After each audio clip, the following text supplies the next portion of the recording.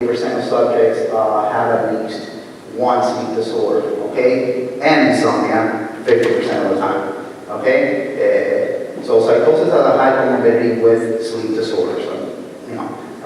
Some studies show that 3.3 per subject, sleep disorders per subject being, restless leg syndrome, insomnia, nightmares.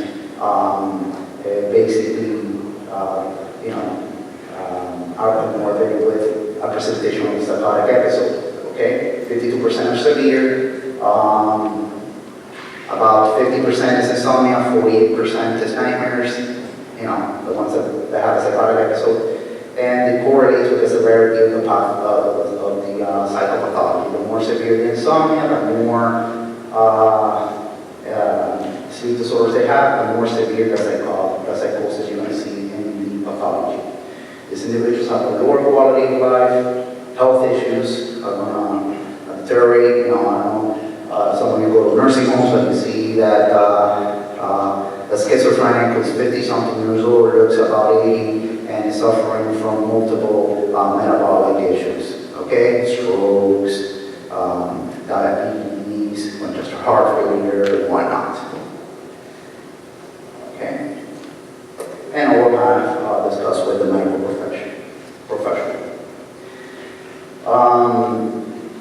Okay, so out of 57%, this, we've been noticing, this is important to the presentation, because about 57% of those patients with psychosis that discussed with a healthcare professional that they have insomnia,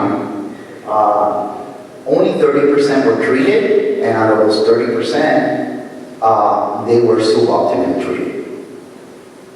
That caused more severe paranoia, hallucination, more disorganized symptoms, in relation with the sleep disorder. Like I just mentioned before, this individual's physical health is going to deteriorate as well, and quality of life as well. And there's no difference in antipsychotic dose between subjects with or without insomnia. But as I say, it says that even if you treat the psychosis, you have to treat the insomnia. Sometimes there's a patient that comes into my unit, and the patient is even sometimes naive of benzodiazepines. And the resident, working with me, looks at me like that. But what are you putting a benzo? Why are you doing that? There's other reasons why I do it. There's certain benzos that will just decrease the psychotic episode per se, like calming down, increasing cortisol, whatnot. But at the same time, also in a bipolar patient, if you put them to sleep, okay, the episode will resolve faster and have a better prognosis. Okay, that doesn't mean that I will keep the patient on benzo long term. Okay, depends. But at least the first few days of the admission, it's something to look at, depending on the presentation. Okay. So I'm going to talk about the risk of psychiatric disorders and sleep disturbances. So the same thing, chicken and the egg. There's an increased risk of developing psychiatric conditions on individuals who have poor sleep. Okay, 4 times higher of developing a major depressive episode, double the risk of anxiety episode, of getting an anxiety disorder. It worsens the mental disorder of the patient if they already have one. They decompensate. Here on people who have night shift, there's been some studies that there is a high risk of 46% of individuals who work nights have a higher, more than 5 times per week, 5 nights, have a higher risk of developing a mental disorder. And if they come with a concern of sleep inerrancy because they want to sleep during the day, it should be addressed. Okay, we see this a lot in the nurses and on us ourselves. Security guards, policemen, like that. And treat the insomnia will help with the psychiatric disorder if the patient already has one. Okay. Having poor sleep, insomnia, it has been embedded in one of the 10 warning signs of suicide. Okay? So, patients come with feelings of worthlessness, giving all his subjects his card, and running Mustang to his friend, or whatever, why the guy's doing that, and he's also telling you, wait, I'm not sleeping at all, I've been sleeping 3 hours a night for the past 3 weeks. Well, run. This is one of the risks of the patient, possibly thinking about suicide.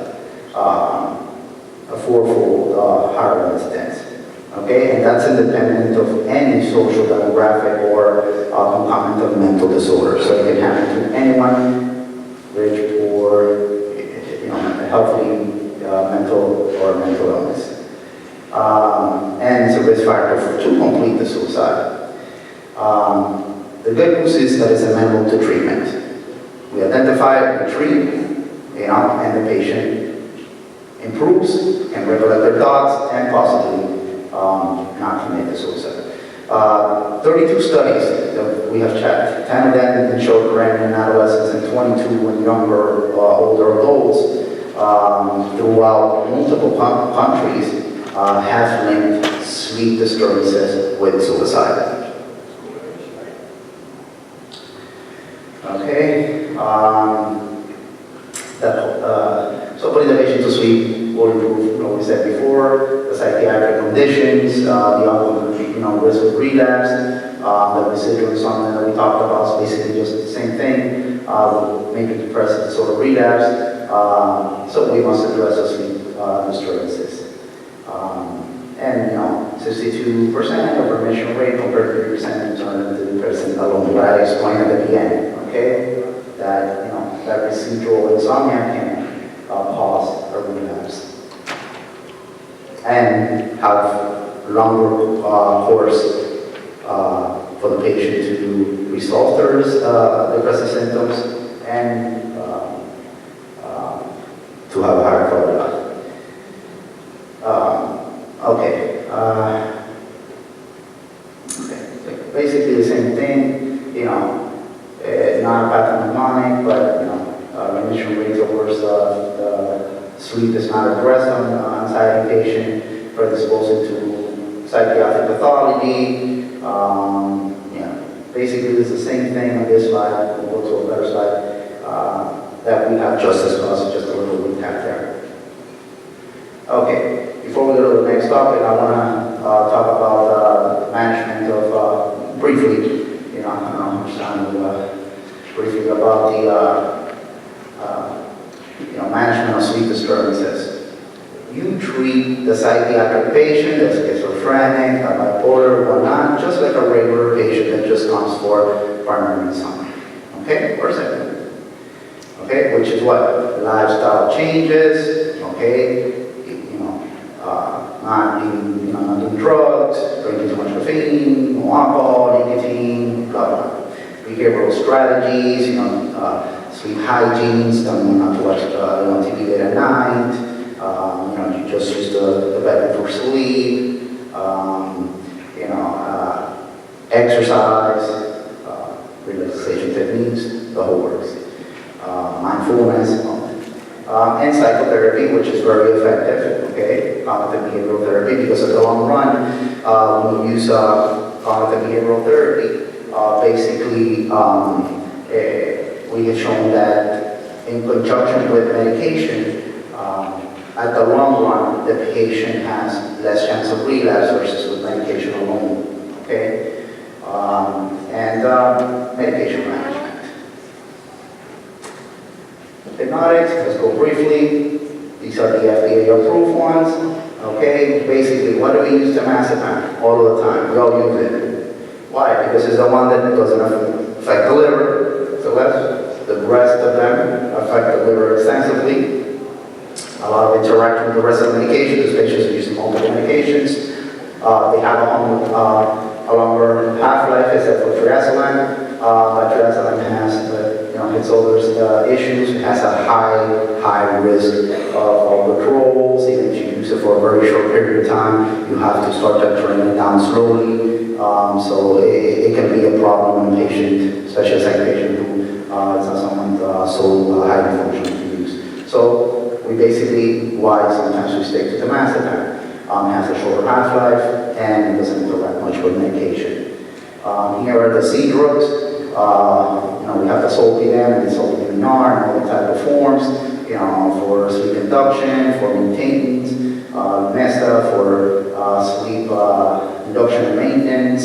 And these are good at times, but it has a lot of risks, like doing activities like you were awake, driving, cooking, and so on, not going to sleep, especially in the elderly. Risk of falls, but these have as well. So, these are things that we must look at when we use this type of medications, but they are effective.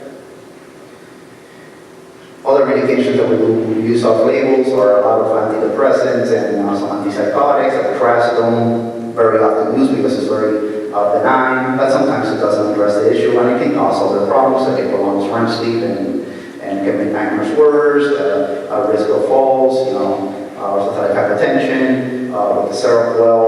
It's amazing or not, it's pretty good at regulating sleep. It doesn't affect the cycle so much, but then it's an antipsychotic and will have a lot of detrimental side effects to the patient.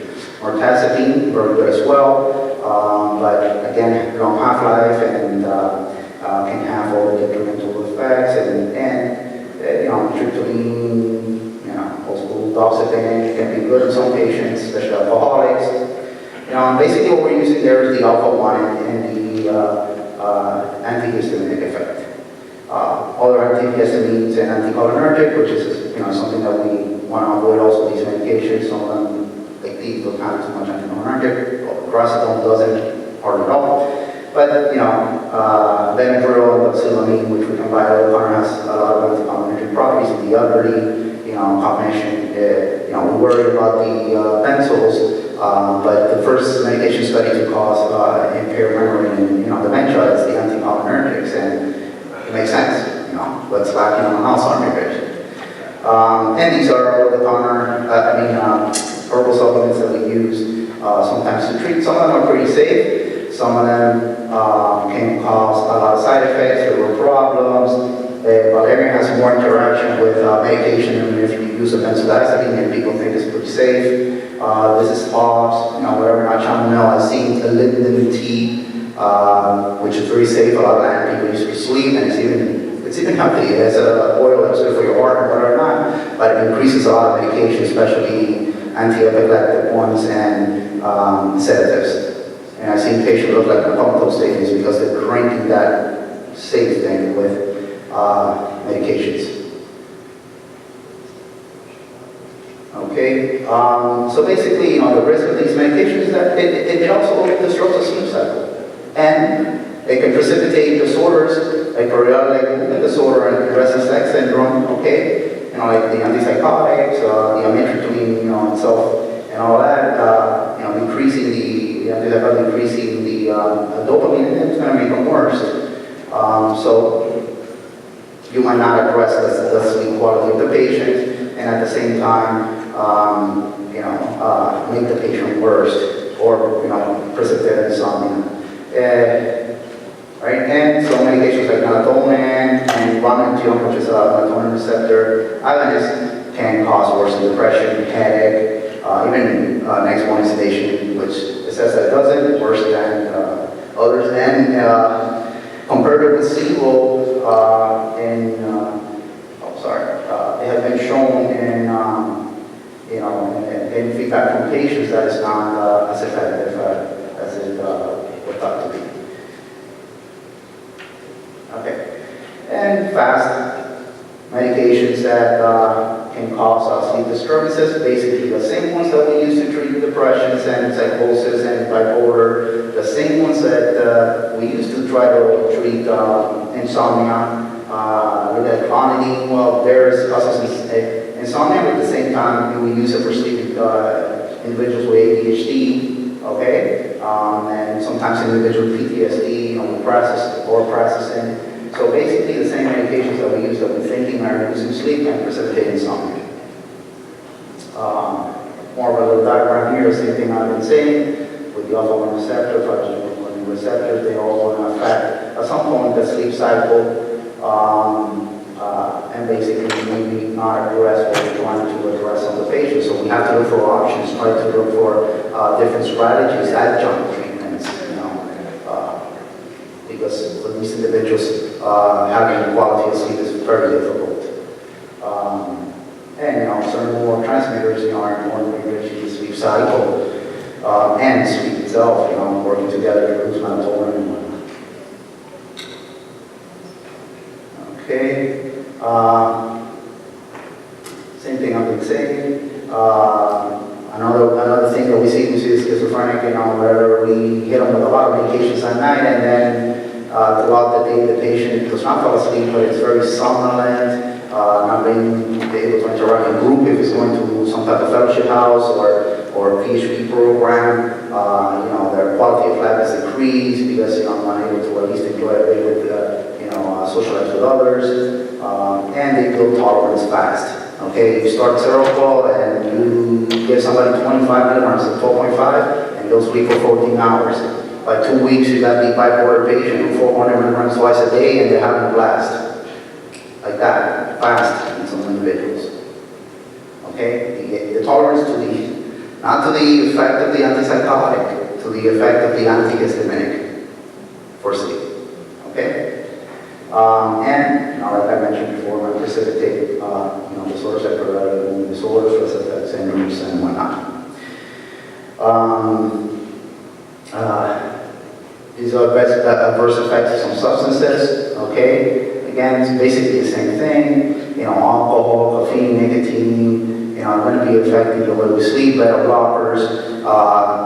Patient with congestive heart failure needs a beta blocker. It's important, and the other medications. But I'll give you a little hint. They need it. We keep it, and then us, like me, the psychiatrist goes to a nursing home. We have patients on multiple medication. They cannot do without, because then they'll die of their arrhythmias, congestive heart failure. But the majority of these medications disturb the sleep cycle. Beta blockers are sedating. Some people might take it for social anxiety, but guess what? They decrease the amount of melatonin an individual makes. So sometimes the individual takes the beta blocker at night to relax, or takes it because it's a medication, it's easy, falls asleep, medication has a short half-life, like a propranolol, wakes up at 3, 4 o'clock in the morning, when cortisol is beginning to rise, they have some optimal melatonin at that time, poof, and those patients have a panic attack in the middle of the night. Calcium channel blockers, basically, like I mentioned, risk of depression, delirium. Basically, what you have to look, especially in the elderly population, sometimes when I get on the floor, I take a lot of it out and then start putting, at least what's necessary. I don't want to have a hypertensive episode or anything like that, or heart attack. But start putting them back little by little, then working with the primary care that's on board with me. Because what I want you to take home, the majority of them can cause a psychotic outbreak. Some of them depression, a lot of them manic episode, like the steroids, the blockers, and all of them will cause a delirium. So you have the elderly patient who gets a UTI, which causes a delirium per se, or psychosis, and it's a multiple of these. Wow, it takes a hard time to get that patient out of the delirium on the floor. And at the end, we have to adjust and put them back because they need it. So, but it's something to look at and try to address. Okay.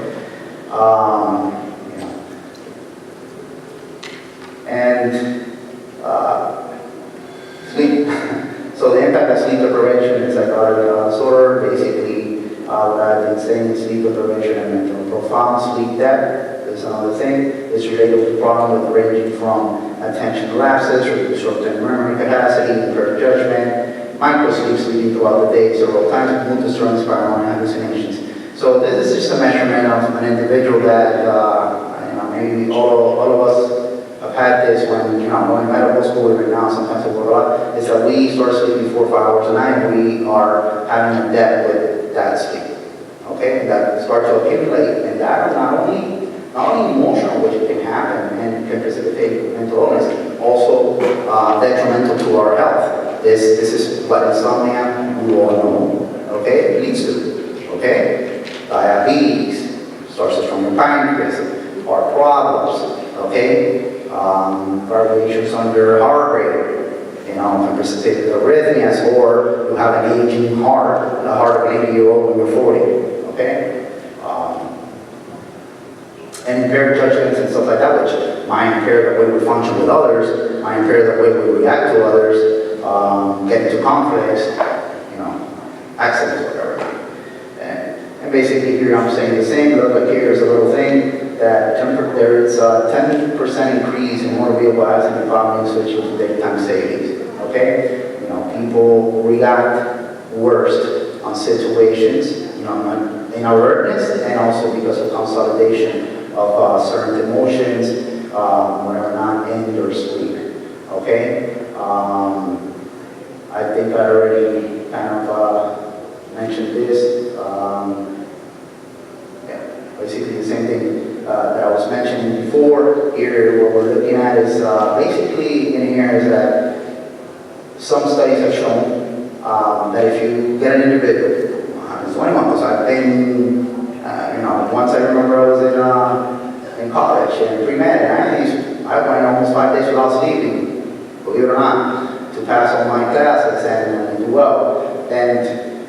But you start perceiving certain things that are not what's going on, you know, and they have done some studies that, you know, putting a person to 24 hours of sleep deprivation, you know, and the individual has become psychotic or mimic a lot of, at least for a short period of time, a psychiatric disorder. I get a lot of bread and butter in this. My hospital is very close to, you know, some universities, and I get patients who are practically doing well, right in their classes, not using any substance, not even to study, nothing, great kids. What happens? They get a pre-psychotic episode because of lack of sleep, trying to do well in their classes, okay? And then they go back to normal.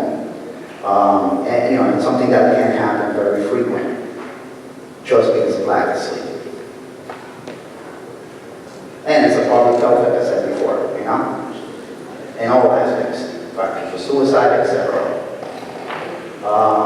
And in conclusion, you know, just basically, you know, the main point, you know, you know, these are the key points, okay? Basically, everything I have talked about, but what I want you to take home is not to disregard an individual that comes to your office that can be a schizophrenic, a bipolar, have a mental illness, or not, or have comorbid medications, like I mentioned before, that have nothing to do with psychiatry, that can cause, you know, sleep disturbances. At the same time, I get a lot of calls from a good friend that I have. He's an excellent internal medicine doctor, and he calls me. He's like, hey, I'm a nurse. Can you help me with this one? And it's the typical patient with a congestive heart failure, which we cannot use a lot of medication, and it's not sleeping at night because it cannot lay back. And it's very hard to treat. But guess what?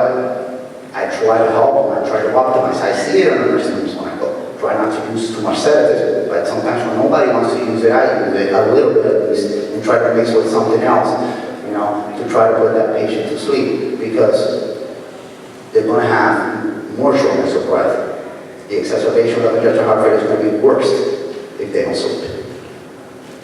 Sleeping heals, and that's what I want to take home. Don't stigmatize sometimes when you see a schizophrenic on a benzo or long term, or a hypnotic. You know, it's not that us psychiatrists are pill poppers.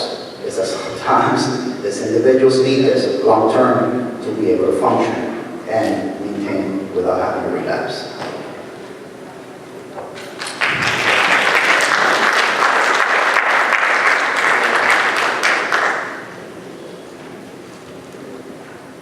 Any questions? Comment on sleep disorders and Alzheimer's.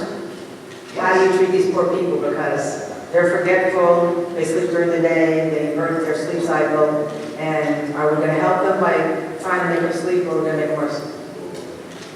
That's an excellent question. That's an excellent question, and I can relate to it very well, because that's what usually what I do in geriatric population. Sometimes we say, oh, Alzheimer's severe, okay? Let me tell you something. 50% of patients in a nursing home are in chronic delirium. So that severe Alzheimer's, which they are on, is also a chronic delirium. Their cycles shifted, okay? Sometimes depending on what happens throughout the day, if they have a staff or caregiver that knows how to redirect well, the patient will do well. Any little minor stressor, even though they cannot remember, they felt the stressor, something in them, like a little bird, will tell them something wrong, and then you see that patient at night hallucinating and not sleeping. Okay? So putting them to sleep is primordial.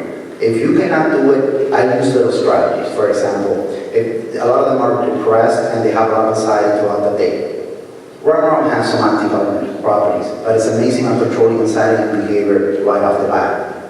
Instead of another antipsychotic, it interacts less with a lot of medication. So we also limit on medications that we're going to use because they have a lot of medications on board.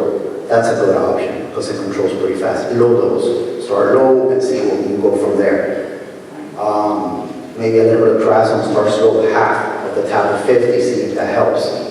Okay? But you have to, yes, try to optimize the sleep without trying to have the least cognitive impairment as possible, especially if they're mild or moderate dementia, because the moderate has an ample road. You have moderate below 20 and still functioning and doing a lot of things in his house, or a moderate that's almost at 10, and it's already getting into severe, you can't do anything. Depends on everyone, you see. So, but, even for the caregiver, okay, if this is, if they don't sleep, they're going to get worse and worse. Their behavior is going to get worse and worse. So it's better sometimes, and I do it myself, hey, if the diazepam is even not working, or it does, sometimes the diazepam is only they just start to work, you know what, let's use the 1 milligram vitamin on an Alzheimer's patient, and you see that when they sleep, they're calm and they do better throughout the day. Yes? Any other questions? Yeah. Can you elaborate on alcoholism and sleep disturbances? Yes. Alcoholism and sleep disturbances. So, when an individual is an alcoholic, active alcoholic or binge drinker on the weekends, or recuperating alcoholic, okay? Basically, their cycle gets disturbed. Even the binge drinker, and guess what? When even a binge drinker, after several years, their cycle gets damaged. Okay, because a lot of alcohol goes into the midbrain, affecting, having throat disease, mini strokes, stuff like that, and it's affecting the way our body regulates for sleep, right? We have structures there, and basically also, when they're withdrawn, when they're going to drink again, their cycle's totally off. There's medications that can help, okay? Doxepin has been shown to be very effective with that, okay? Trazodone has been shown in the past.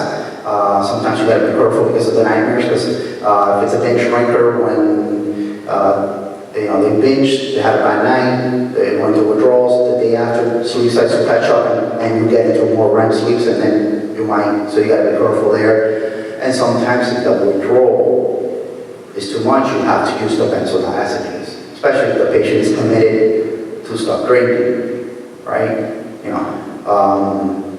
We use, I'm gonna give you an example. I have a patient who's schizophrenic, but it's an alcoholic. Okay, the patient was there the other day. It was admitted, some of the doctors are covering, and they did the same one. They're like, no tachycardia, she had it yesterday, blood pressure went down, why are you going to put in the benzo? Put in benzo. Several times a day. Why? Well, apart from a regular alcoholic, I'm sorry, if I calm this patient down because I perceive her, like any of us, we'll have a couple of drinks one night, go overboard, and the next day we're not alcoholics, and the next day we're shaky. But then we recuperate, the next day we sleep, we're okay. On someone like that, like I was mentioning, the circadian cycle and all of that, any detrimental little change will throw these people off. So unless I want to keep the patient for 3 weeks and you insurance on the patient for 3 days, okay, then don't put benzo. Doesn't necessarily mean you're going to keep it forever, but it's going to calm the patient down. Put the patient to sleep. Use something effective. If the trazodone is not helping, at least at that time, put the Ativan, put the clonazepam, put put them to sleep. I treat it down afterwards, we'll take it off. And an alcoholic, if it's very chronic, be very careful. Okay, I heard a resident tell me the other day, oh no, don't worry, the patient's covered because it has allodecolone without pen. There's no studies that say that if you're withdrawing from benzos or alcohol, okay, you're going to be covered for seizures if you have an anti-epileptic drug. It has to be a benzo. A benzo, or go to the local liquor store, buy a bottle of rum and put it down their throat. Because you know what? There's still a risk. It has to be that way because it's the postsynaptic receptors that they affect when the majority of the are working on pre-synaptic, okay? And the excitatory compensation of glutamate versus GABA, that after a while, you using a lot of alcohol, benzos, GABA goes up, glutamate doesn't say, oh, okay, they say now goes GABA's up. It's going to try to compensate for that. So it's very hard for recovering alcoholic. Why? Because it's hard for them. It's a true pathology. Then this is the bar for glutamate. Okay, once you stop the GABA. But you know what? When you stop the GABA, since you're not making it well, because you're depending on the substance, it's going to go way down. The wrong death, even if you put a benzo, you put, some anti-epileptic drug the day after, binge drinking, you could probably prevent neuronal death because that's when they make, apart from alcohol being toxic directly to the brain, neuronal death happens more the next day due to exotoxicity, class of influx, big time, dementia because of the extra glutamate it has. And it's set up here for a chronic alcoholic. So you might need benzos on these type of individuals for even a year or two, or sometimes at low dose indefinitely. Any other questions? Thank you, guys.